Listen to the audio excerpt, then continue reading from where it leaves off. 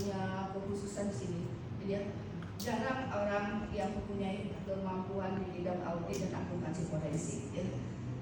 Saya sering juga yang minta jadi saksi ahli ya, saksi ahli. Tapi khusus hanya di sektor keuangan daerah atau negara. Jadi sebenarnya kalau audit forensik ini, saya pikir orang yang mempunyai kemampuan audit ini dia harus mampu juga di berbagai aplikasi ini ya, apakah itu aplikasi perbankan, aplikasi sektor publik, dan lain. Kenapa? Makanya Pak Effendi ini semua bidang diambilnya, karena biar dia ahli.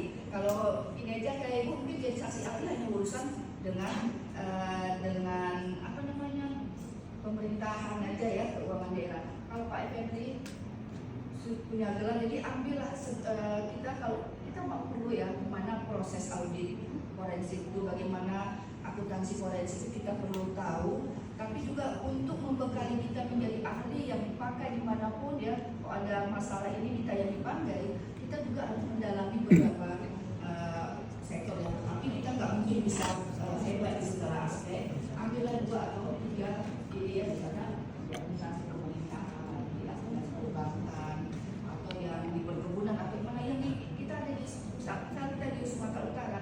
Kita tuh sebetulnya harusnya ada akuntansi perbankan yang betul-betul ini ya, apa namanya, ada kalau pahami. Kita nggak tahu saya di S1 ada nggak akuntansi perbankan ya, perbankan perkebunan dan perbankan ada ya, kemudiannya ada.